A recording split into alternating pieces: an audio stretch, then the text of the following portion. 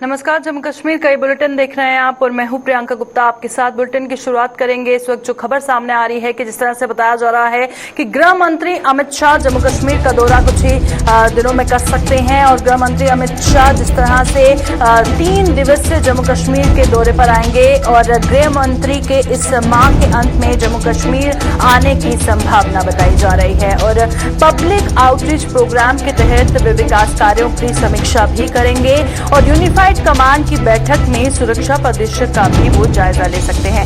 तो चलिए और क्या कुछ खास रहेगा वो आपको बताएंगे, क्योंकि अनुच्छेद 370 की समाप्ति के बाद अमित शाह का जम्मू कश्मीर का ये पहला दौरा है जिसमें वे विकास कार्यों का जायजा लेंगे और कुछ बताया जा रहा है कुछ विकास कार्यों का शुभारंभ भी करेंगे और किस तरह से काम जम्मू कश्मीर में हो रहा है उसका फीडबैक भी लिया जाएगा।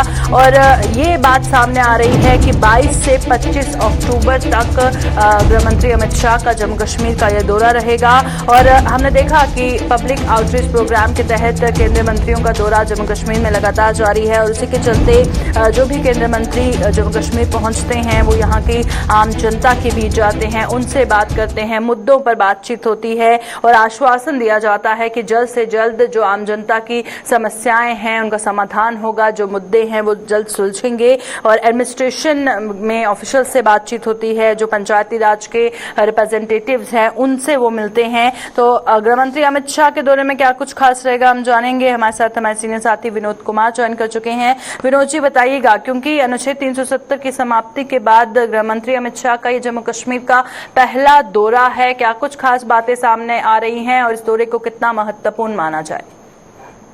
कंट्रीब्यूशन करना शायद अपने आप में एक बहुत, उनके भाषणों ने हमेशा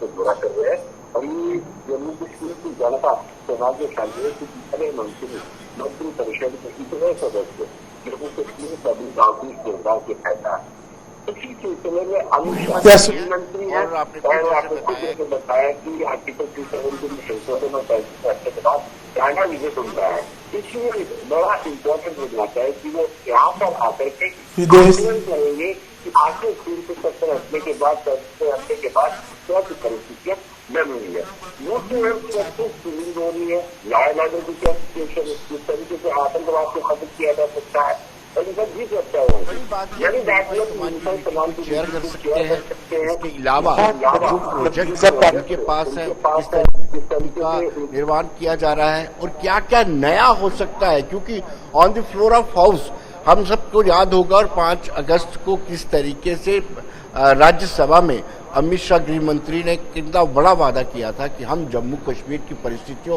स्थितियों में बहुत ज्यादा सुधार लाएंगे। आंकलन करेंगे कि क्या ऐसा हुआ है या नहीं। दूसरी बड़ी बात यह कि कुछ हो सकता है इस विजिट के दौरान कुछ बड़े नेता जो भाजपा का दामन थामना चाहते हैं वो अमित शाह गृह मंत्री की मौजूदगी में पार्टी में शामिल हो सकते हैं। जी प्रियंका। बिल्कुल, और वहीं पर जिस तरह से बताया जा रहा है गृह मंत्री अमित शाह कुछ विकास कार्यों की समीक्षा भी करेंगे और कुछ डेवलपमेंट प्रोजेक्ट्स का शुभारंभ भी कर सकते हैं। तो क्या कुछ जो उम्मीदें हैं बहुत सारी जो आम जनता की इस विजिट से जुड़ी हुई, तो कुछ बता सकते हैं कि क्या कुछ शुभारंभ हो सकता है डेवलपमेंट प्रोजेक्ट्स का?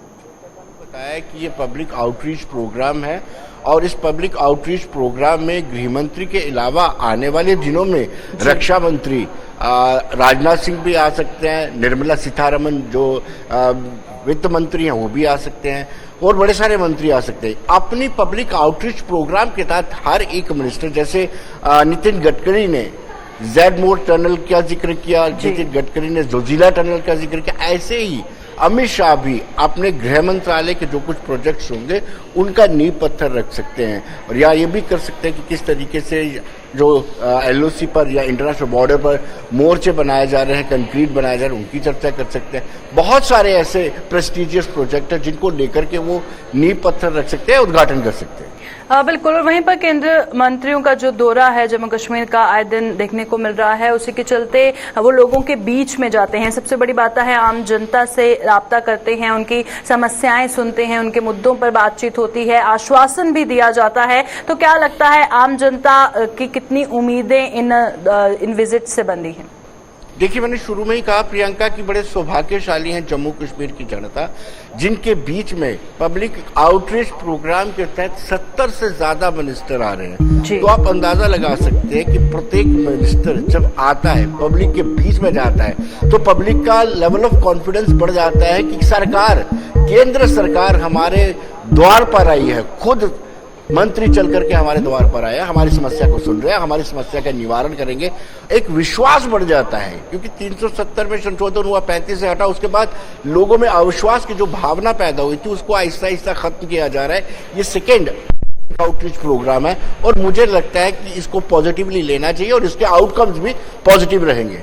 बिल्कुल, शुक्रिया विनोद जी इस पर बातचीत करने के लिए। और जिस तरह से विनोद जी बता रहे थे कि काफी ज्यादा पॉजिटिव मैसेज इन विजिट से जा रहा है और गृह मंत्री अमित शाह का जो दौरा है उससे भी काफी उम्मीदें हैं। हो सकता है कि कुछ डेवलपमेंट प्रोजेक्ट्स का नींव पत्थर रखा जाए और इस शुभारंभ से आम जनता को सहूलियत मिले।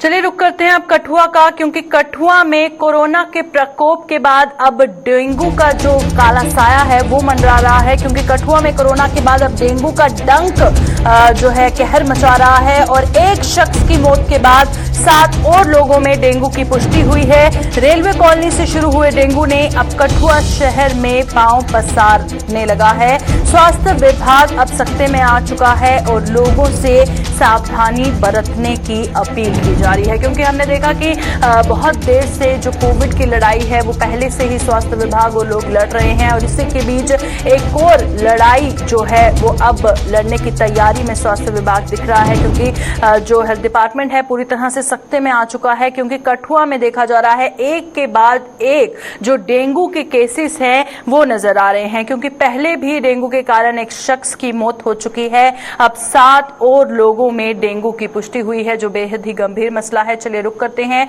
कठुआ से हमारे संवाददाता सरबजीत हमारे साथ ज्वाइन कर चुके हैं। जी बताइएगा सरबजीत, अब जो डेंगू का जो ये कहर देखने को मिल रहा है इस हवाले से क्या कुछ माहौल है और प्रशासन की तरफ से क्या कुछ कदम उठाए जा रहे हैं? जी बिल्कुल प्रियंका, अगर बात करें कठुआ की तो कठुआ जिला में आधा दर्जन से अधिक डेंगू के पॉजिटिव मामले जो है वो सामने आए हैं। आपको बता दें कि प्रशासन तब हरकत में आया जब जिला मुख्यालय से सटे हुए इलाके गोविंदसर में एक व्यक्ति की मौत हुई है, जिसके बाद प्रशासन जो है अधिकारी हरकत में आए हैं और पूरे इलाके की बात करें तो पूरे इलाके में स्प्रे की जा रही है। इसके अलावा लोगों को जागरूक किया जा रहा है कि डेंगू के किस तरह के लक्षण होते हैं, किस तरह से बचाव जो है वो किया जा सकता है। जिला मलेरिया अधिकारी खुद मौके पर पहुंचे हुए हैं और पूरे इलाके की अगर बात करें तो वहां पर स्प्रे किया जा रहा है, दवाइयां का छिड़काव जो है वो किया जा रहा है और लोगों को समझाया जा रहा है कि किस प्रकार से आप बचाव कर सकते हैं और लोगों को इस बारे में भी जागरूक किया जा रहा है कि जो लक्षण आ रहे हैं, जो बुखार आ रहे हैं उसको आप हल्के में ना लें, तुरंत जाकर अपनी जांच करवाएं। जिस प्रकार से कल भी जिला मलेरिया अधिकारी मौके पर पहुंचे हुए थे तो गांव में कुछ लोग जो हैं वो बीमार पाए गए हैं, जिसके बाद उन लोगों को जांच के लिए जीएमसी कठुआ लाया गया है। तो कुल मिलाकर कठुआ में देखें तो कठुआ के 3 इलाके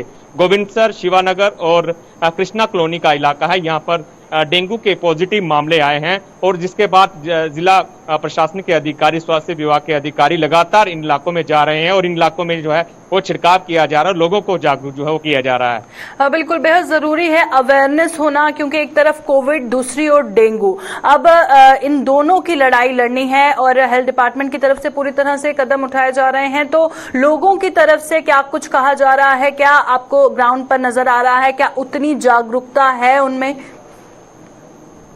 जी बिल्कुल, अगर बात करें तो जिस प्रकार से जो जिला कठुआ मुख्यालय से जो सामने आए हैं, जो शहर का इलाका है जहां से जो केसेस सामने आए हैं, इन लोगों ने खुद जो है हॉस्पिटल में जाकर रिपोर्ट किया है, अपनी जांच जो है वो करवाई है। जिसके बाद प्रशासनिक अधिकारी जो हैं वो उस इलाके में पहुंचे हैं, उस वार्ड में पहुंचे हैं, उस मोहल्ले में पहुंचे हैं और पूरे इलाके की अगर बात करें तो वहां पर फॉगिंग जो है वो की जा रही है। इसके अलावा जो दवाइयां हैं, जो मच्छर को मारने की दवाइयां हैं, जो डेंगू का मच्छर होता है वो उनका छिड़काव जो है वो किया जा रहा है। लेकिन ग्रामीण इलाकों में एक परेशानी है, लोग इसको अभी भी हल्के में ले रहे हैं। जितने भी लक्षण को सामने आ रहे हैं वो घर पर ही ट्रीटमेंट करने की वो उसमें लगे हुए हैं। लेकिन बात करें तो जिस प्रकार से पहले भी पिछले माह ही एक मामला यहाँ से सामने आया था तो वो उपचार के लिए किसी प्राइवेट हॉस्पिटल में चले गए थे, हालांकि वो डेंगू पॉजिटिव थे, फिर भी उन्होंने जिला प्रशासन के अधिकारियों को इस बारे में सूचित नहीं किया है और उसी उपचार के दौरान उनकी मौत भी हो गई थी। और उसके बाद प्रशासन जो है लगातार हरकत में आ रहा है। तो गोविंदसर के इलाके की बात करें, जो ग्रामीण इलाका है वहां पर काफी ज्यादा केसेस जो है सामने आए हैं और लोगों में अवेयरनेस जो है उस इलाके में लगातार की जा रही है। पोस्टर चिपकाए जा रहे हैं, लोगों को घर घर जाकर समझाया जा रहा है कि इसके लक्षण को हल्के में ना लें। अगर आपको बुखार है तो तुरंत अपनी जो है वो जांच करवाएं ताकि पुष्टि की जा सके कि क्या ये डेंगू का बुखार है या किसी और चीज के लक्षण है। पूरी अगर अभी तक की अगर बात करें तो जिला प्रशासन के अधिकारी जो हैं, स्वास्थ्य विभाग के अधिकारी, वो समय समय पर लोगों को जाकर वहां पर जागरूक जो है कर रहे हैं। शुक्रिया सरबजीत तमाम जानकारी साझा करने के लिए। तो जिस तरह से सरबजीत कठुआ से ज्वाइन किए हुए थे और वो बता रहे थे कि दूर दराज के इलाकों में जो जागरूकता है वो कम दिखाई दे रही है और लोग इसको हल्के में ले रहे हैं और लोगों को ये समझने की जरूरत है कि किसी भी तरह के लक्षण अगर पाए जाते हैं उसे हल्के में ना लीजिए, तुरंत डॉक्टर के पास जाइए ताकि किसी को भी जान को खतरा नहीं हो। क्योंकि बेहद दुखद है कि एक शख्स पहले ही डेंगू के कारण अपनी जान गंवा चुका है और 7 और लोगों में डेंगू की पुष्टि फिलहाल कठुआ में हुई है। चलिए बढ़ते हैं आगे और अब बात करेंगे वादी कश्मीर की, क्योंकि कश्मीर में कल जिस तरह से कुछ ही घंटों में 3 सिविलियन किलिंग्स हुई, उसके बाद हर किसी का दिल दहल गया, हर किसी की आंखें नम थी और जो माहौल है वो मातम का था। कल कश्मीर में रात को हमने देखा और हर कहीं से, बजाय पॉलिटिकल लेवल पर बात करें, हर कहीं से इस किलिंग को कंडेम किया जा रहा था। वहीं पर कश्मीर में 3 सिविलियंस की हत्या के बाद अब सुरक्षा व्यवस्था को बढ़ा दिया गया है। साउथ कश्मीर में सुरक्षा बल जो है पूरी तरह से चौकन्ने नजर आ रहे हैं और 2 जगहों पर फिलहाल सर्च ऑपरेशन चलाया जा रहा है। एक बताया जा रहा है कि पहलगाम में सिक्योरिटी फोर्सेस द्वारा कोऑर्डिनेट सर्च ऑपरेशन चलाया जा रहा है। दूसरी ओर पुलवामा और पहलगाम में सुरक्षा बलों द्वारा ये अभियान चलाया जा रहा है और वहीं पर सुरक्षा व्यवस्था को और ज्यादा कड़ा कर दिया गया है। क्या कुछ साउथ कश्मीर में देखने को मिल रहा है वो हम आपको बताएंगे, क्योंकि कोऑर्डिनेट सर्च ऑपरेशन की खबरें सुबह से ही आ रही हैं 2-3 इलाकों से, जिसमें साउथ कश्मीर का पुलवामा और पहलगाम भी शामिल है। वहीं पर कल रात को हमने देखा जिस तरह से कुछ ही घंटों में 3 सिविलियंस पर गोलियां बरसाई गई। सबसे पहले हमने देखा श्रीनगर में एक फेमस मेडिकल ओनर बिंद्रू को जिस तरह से गोलियों का निशाना बनाया गया। उसके बाद हलाल बाजार में हमने देखा एक नॉन लोकल वेंडर पर गोलियां बरसाई गई और उसके बाद बांडीपुरा के हाजिन में एक सूमो प्रेसिडेंट पर गोलियां बरसाई गई। उसके बाद किस तरह का माहौल साउथ कश्मीर में देखा जा रहा है हम जानेंगे। हमारे साथ हमारे संवाददाता फिदा हुसैन ज्वाइन कर चुके हैं साउथ कश्मीर से। फिदा, बताइएगा क्योंकि कल जो हुआ उसके बाद किस तरह का माहौल देखा जा रहा है, क्योंकि साउथ कश्मीर के 2 इलाकों में सुबह से ही सिक्योरिटी फोर्सेस द्वारा कोऑर्डिनेट सर्च ऑपरेशन चलाया जा रहा है। क्या अपडेट है इस हवाले से?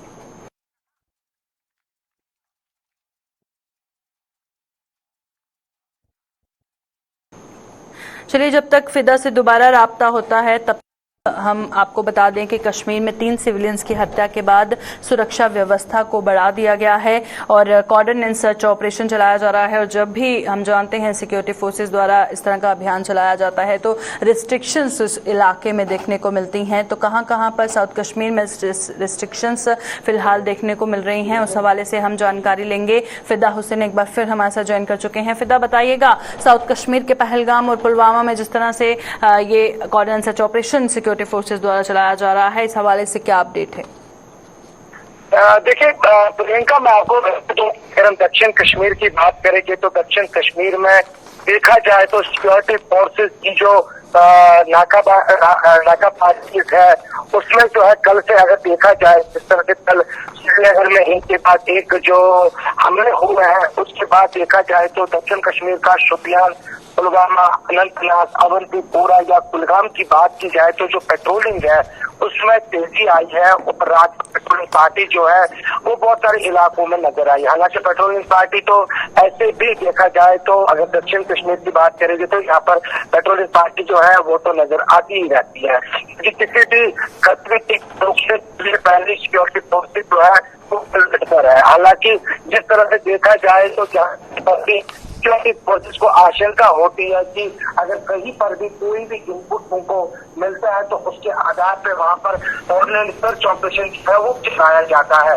लेकिन जिस तरह से देखा गया जो मिलिटेंट की गतिविधि है उसको देखते हुए सिक्योरिटी फोर्सेस जो है वो भी अपने तरीके से यहाँ पर नजर आ रही है, यानी कि किसी भी जोखिम को यहाँ पर जोखिम लेने के लिए जो है सिक्योरिटी फोर्सेस रखा है। और सिक्योरिटी फोर्सेज जो है, चाहे वो पुलवामा की बात हो, शोपियान की बात हो, अनंतनाग, कुलगाम या अवंतीपुरा या त्राल से सटे इलाकों की अगर हम बात करेंगे तो वहां पर सिक्योरिटी फोर्सेज जो है वो नजर आती है। 24 घंटे कहीं ना कहीं पे उनका गश्त जो है वो नजर आता है। और देखा जाए अगर यहाँ पे जो एनकाउंटर की बात करेंगे, जिस तरह से यहाँ पर जो मुठभेड़ होती है, चाहे वो दक्षिण कश्मीर में जो मिलिटेंट की गतिविधि है, उसको देखते हुए अगर सिक्योरिटी फोर्सेज की बात करेंगे तो सिक्योरिटी फोर्सेज जो है अलर्ट पर रहती है। जी शुक्रिया फिदा, तमाम जानकारी देने के लिए। फिदा हुसैन हमारे साथ ज्वाइन किए हुए थे, जो बता रहे थे किस तरह से साउथ कश्मीर में सुरक्षा व्यवस्था को बढ़ा दिया गया है और सुबह से जो है बड़े पैमाने पर सर्च ऑपरेशन चलाया जा रहा है।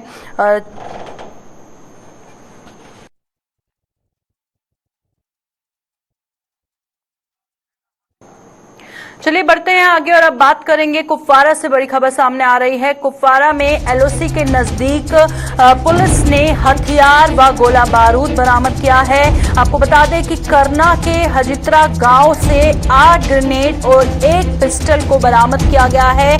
पुलिस ने पूछताछ के लिए 2 लोगों को हिरासत में लिया है। तो 2 लोगों को जो है 2 संदिग्धों को अरेस्ट किया गया है इस हवाले से।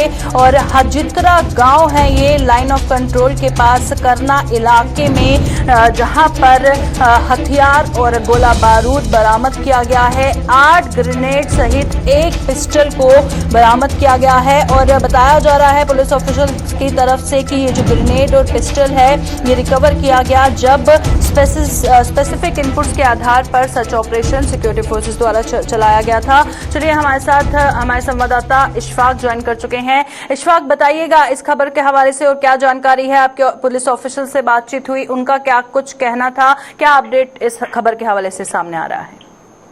जी प्रियंका जी, आज सुबह तकरीबन 4 बजे पुलिस को इतला मिली कि हजित्रा साइड में आर्म्स एंड एम्युनिशन कहीं छुपा कर रखा गया है। तो इतला की फौरी तौर पर पुलिस ने कार्रवाई की, करना पुलिस ने कार्रवाई की और सर्च ऑपरेशन शुरू किया।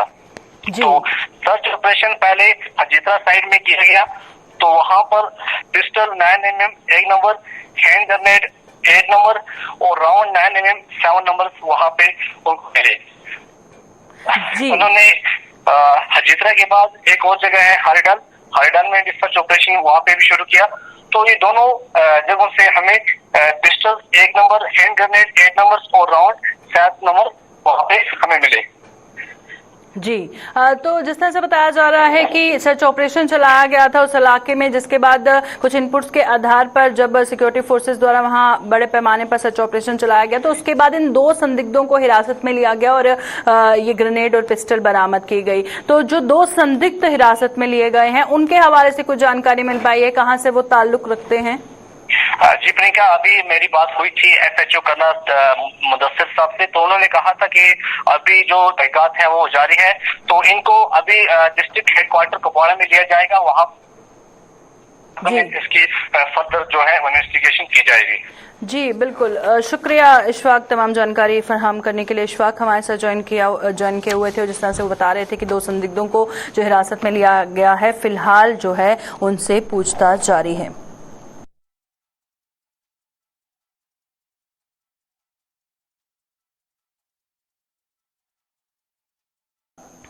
तो चलिए बढ़ते हैं आगे और बात करेंगे जिस तरह से कश्मीर में कश्मीरी पंडितों को निशाना बनाने पर जो समुदाय है उनमें गुस्से से उबला गुस्सा नजर आ रहा है साफ तौर पर, क्योंकि कश्मीर में कश्मीरी पंडितों को निशाना बनाए जाने पर समुदाय में काफी ज्यादा आक्रोश नजर आ रहा है। श्रीनगर में मक्खन लाल बिंद्रू की हत्या के विरोध में ये प्रदर्शन शुरू हो चुका है और जम्मू में कश्मीरी पंडितों ने प्रदर्शन कर अपनी भड़ास निकाली है। प्रशासन से कश्मीर में बसे कश्मीरी पंडितों की मांगी सुरक्षा की मांग, जो जम्मू में समुदाय है कश्मीरी पंडित समुदाय, वो लगातार मांग कर रहे हैं कि उनको सुरक्षा दी जाए, क्योंकि आए दिन हम देखते हैं कि कश्मीरी पंडितों को वादी कश्मीर में निशाना बनाया जा रहा है। और कल भी जिस तरह से एक बहुत ही मशहूर medical shop owner Makhanlal Bindroo को निशाना बनाया गया, वो भी कश्मीरी पंडित ही थे।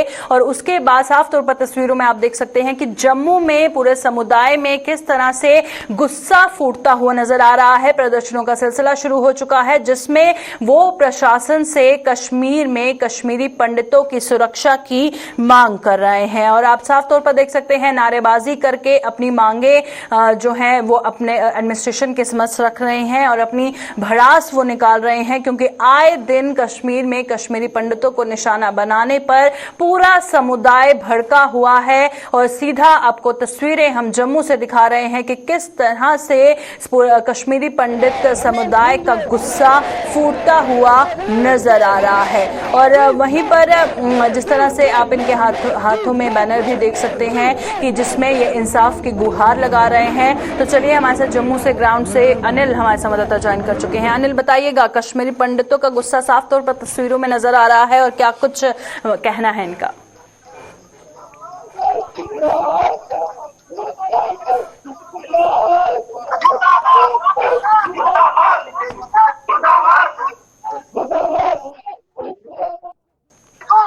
जी अनिल। जी देखिए प्रियंका, आपको बता दो कि जिस तरह से लगातार है कश्मीर की बात की जाए तो सिलेक्टिव किलिंग्स की हरी विरोध जो प्रदर्शन जो है वो देखने उनकी तस्वीरें दिखाने की कोशिश कर रहे हैं और इस वक्त आप तस्वीरें देख सकते हैं कि कहीं ना कहीं काफी ज्यादा गुस्सा जो है वो साफ तौर पर जाहिर होता हुआ नजर आ रहा है। और आज जिस तरह से लगातार मक्खनलाल बिंदु की बात की जाए तो जिस तरह से निर्मम हत्या की गई, सिलेक्टिव किलिंग्स की जा रही है और कहीं ना कहीं 90 के दशक में उन्होंने अपनी सेवाएं प्रदान की है जब पीक पर यूं कह सकते हैं कि आतंकवाद था, उसी के चलते आप देख सकते हैं कि अब जम्मू के अंदर जो है आज भारी विरोध जो है वो देखने को मिल रहा है। कश्मीरी पंडित समुदाय मेरे साथ इनसे बातचीत करना चाहेंगे, किस तरह से देखते हैं कल की किलिंग्स को देखते हैं, सर क्या करते हैं, क्या किस तरह से देखते हैं कि लगातार सिलेक्टिव किलिंग्स की जा रही है। और कश्मीर की बात की जाए तो सेवाएं प्रदान की है 90 के दशक में जब मिलिटेंसी इतनी पीक पे थी। मक्खनलाल बिंदु की बात करें और सिलेक्टिव 3 किलिंग्स कर 1 घंटे के भीतर कश्मीरी पंडित बलि का बकरा नहीं बनेगा, नहीं बनेगा। आतंकवाद का असली शिकार कब तक सहेगा अत्याचार। जो ये विद इन स्पैन ऑफ 2-3 महीने जो सिलेक्टिव किलिंग हुई है कश्मीरी पंडितों की, जो 90 का दर्शक फिर से ये दोहराना चाहते हैं, मगर इस बार ऐसा नहीं होगा। कश्मीरी पंडित बदल गया है। आज का जो नौजवान है वो पुराना नौजवान नहीं है। भारत बदल गया है, अब वो दोबारा से नहीं होगा। जो ये मक्खनलाल बिंद्रू जी जो पिछले 32 साल से अपनी सर्विसेज दे रहे थे, उन्होंने माइग्रेशन नहीं की थी। जैसे ये कहते हैं कि कश्मीरी पंडितों को जगमोहन ने यहाँ से निकाल दिया, वो तो जगमोहन को तो उन्होंने तो नहीं निकाला था, उनको वो उधर ही अपनी सर्विसेज दे रहे थे। कोविड के दौरान जैसे उन्होंने सर्विसेज अपनी दी थी, उससे तो उनको वो जो लोकल जो वहां पर है मेजॉरिटी कम्युनिटी वो पूरी तरह से खुश थे उनसे। मगर ये ऐसा क्या हुआ जो ये सिलेक्टिव किलिंग्स हुई। पाकिस्तान दोबारा से IS अपने पैर दोबारा से पनप रहा है। इनको सरकार को भी समझ नहीं आ रहा है। एक ही बार पाकिस्तान को ओपन वार करे, इसको खत्म करे ताकि आतंकवाद का खत्म हो जाए, एक ही बार नेस्त नाबूद एक ही बार हो जाए। देखिए प्रियंका, साफ तौर पर इनका ये कहना है कि आतंकवाद को जो है एक ही बार परिहार किया जाए, उन पर जो है उनको नष्ट और नाबूद किया जाए। और कहीं ना कहीं जो है सिलेक्टिव किलिंग किए जा रहे हैं, उसी के चलते आज भी कश्मीरी पंडित समुदाय जो है काफी ज्यादा आक्रोश में है। कुछ महिलाएं भी हैं यहाँ पर, इनसे बातचीत करना चाहेंगे। मैम, आप किस तरह से देखते हैं कि आज आप किस तरह से देखते हैं कि ये जो किलिंग्स की जा रही है और 90 का दशक कहीं ना कहीं वापस दोहराने का प्रयास तो नहीं हो रहा? वही हो रहा है, चल तो वही रहा, मगर उसको कोई फर्क नहीं पड़ेगा क्योंकि वो पुराना कश्मीर तो रहा नहीं। क्या पुराने लोग तो रहे ही नहीं कि मतलब डर के मारे फिर वही कहेंगे कि नहीं भाई हम नहीं जाना चाहते। आज का कश्मीरी पंडित वो चाहता है कि हम वापस जाए, जो हमारी जमीन थी जिसके लिए हम मतलब पैदा हुए थे, जो हमारी मातृभूमि वो वापस मिले। क्योंकि बेसिकली कश्मीर की अगर हिस्ट्री भी देखें तो बिलोंग करता ही कश्मीरी पंडित को है, ना क्यों मुसलमानों को बिलोंग करता है। चलो उन्होंने क्या किया क्या नहीं किया हम वो भी भूलना चाहते हैं। हम चाहते हैं हमारा वतन हमें वापस मिले ताकि हम वापस अपने जैसे हम रहते थे वैसे ही रहे। अगर वो भी रहना चाहते हैं हमें उससे भी कोई टेंशन नहीं है। जैसे हम भाईचारा वैसे रखते थे स्टार्टिंग में उनके साथ, वैसे ही हम रखना चाहते हैं। मगर चाहते हैं कि अगर वो भी थोड़ा सपोर्ट करे। मैं तो चाहता हूँ कि जो कश्मीरी पंडित वहां मर रहे हैं वहां के लोग क्यों चुप करके बैठे हुए हैं, वो क्यों नहीं आगे आ रहे हैं। अगर वो भी जो प्रदर्शन कर रहे हैं जहाँ जहाँ स्टेट्स में कश्मीरी पंडित होते हैं वो भी प्रदर्शन कर रहे हैं ताकि उन्हें भी लगे कि नहीं हम इनके साथ हैं, जो गलत हो रहा है उनके साथ हम इनके सपोर्ट में, क्योंकि वो नहीं चाहते कि मतलब ओवर किलिंग्स हो। मैं कह रहा हूँ गवर्नमेंट इसके मामले में कुछ एक्शन ले। देखिए साफ तौर पर इनका ये कहना है कि सरकार को जो है एक्शन लेना चाहिए और पाकिस्तान की जो बैकबोन है उस और रीढ़ की हड्डी को जो है उसको तोड़ना होगा और केंद्र सरकार को जल्द से जल्द जो है इन पर पाकिस्तान पर जो है निशाना साधना होगा। और जिस तरह से एक तरफ ये कहा जाता है कि केंद्र सरकार जो है वहां पर कश्मीरी समुदाय को बसाने का प्रयास कर रही है, मगर यहाँ पर आप देख सकते हैं कि आज जो है भारी विरोध देखने को मिला है और पाकिस्तान की तरफ जो है कहीं ना कहीं निशाना साधते हुए ये कहा है कि पाकिस्तान को जो है सरकार को सख्त से सख्त जो है मुंह तोड़ जवाब देना हो। से तमाम जानकारी देने के लिए और ये तस्वीरें दिखाने के लिए जहां पर कश्मीरी पंडित आप साफ तौर पर देख सकते हैं कितनी तादाद पर सड़कों पर उतरे हैं और हाथों में बैनर तले सिर्फ और सिर्फ इंसाफ की गुहार लगा रहे हैं और मांग कर रहे हैं कि कश्मीर में रह रहे कश्मीरी पंडितों की सुरक्षा के बारे में जो सरकार है उसको सोचना ही होगा।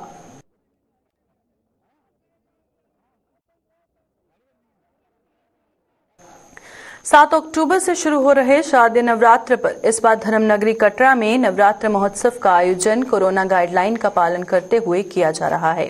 जम्मू में आयोजित एक प्रेस कॉन्फ्रेंस के दौरान डिवीजनल कमिश्नर डॉक्टर राघव लंगर ने बताया कि इस बार नवरात्र महोत्सव में शोभा यात्रा हर दिन निकलने के बजाय केवल पहले व अंतिम दिन निकाली जाएगी। इसके अलावा 8 दिन तक चलने वाली अखिल भारतीय भेंट प्रतियोगिता भी केवल 2 दिन में ही संपन्न की जाएगी और नवरात्र महोत्सव के दौरान होने वाले कवि सम्मेलन व हास्य सम्मेलन का भी मात्र 1 ही दिन के लिए आयोजन किया जाएगा। उन्होंने कोविड-19 एसओपी का पालन करते हुए प्रशासन इन आयोजनों में श्रोताओं की संख्या को भी सीमित रखने का फैसला लिया है। इंडिया नाइट जो 9 तारीख को होगी गुलशन ग्राउंड जम्मू इसका वेन्यू रहेगा। पूरे जम्मू डिवीजन में पर डे कराए जा रहे हैं, तो वो भी हम लोग एक मेंटेन रखेंगे अपना इस दौरान कार्यक्रमों के। अगर उन पर जाएं तो देखिए जो हमारे 2 मेन इसमें इवेंट्स रहते थे जहां पर काफी जो है वो क्राउड पुलिंग जो इवेंट्स होते थे मेगा इवेंट्स, उसमें ये हमने निर्णय लिया चूंकि उसमें क्राउड कंट्रोल करना मुश्किल था, तो इसीलिए हमने उनको जो है वो कस्टमाइज किया है। और इस साल हम उन इवेंट्स को नहीं करेंगे जिसमें कि all India devotional song competition एक रहता था, उसमें काफ़ी जो है वो बड़े बिग प्राइजेस भी रहते थे, काफ़ी आयोजक उसमें इसको जो है ऑर्गेनाइज करने में मदद करते थे। तो हम लोग ये जो 9 दिन चलने वाला सॉन्ग कंपटीशन के स्थान पर ये निर्णय हुआ, हमारा जो डिस्ट्रिक्ट डिजास्टर मैनेजमेंट अथॉरिटी है रियासी की, जम्मू की, इनके साथ पूरा डिस्कशन करके ये हुआ कि हम लोग केवल 2 दिन डिवोशनल सॉन्ग परफॉर्मेंस करेंगे। ये वहाँ पर योग आश्रम जो परिसर है उसका ओपन मैदान जो वहाँ पर है वहाँ पर ये किया जाएगा और बिल्कुल लिमिटेड गैदरिंग, वहाँ पर कैपेसिटी का 25% जैसा मैंने आपसे जिक्र किया उतना ही रखा जाएगा।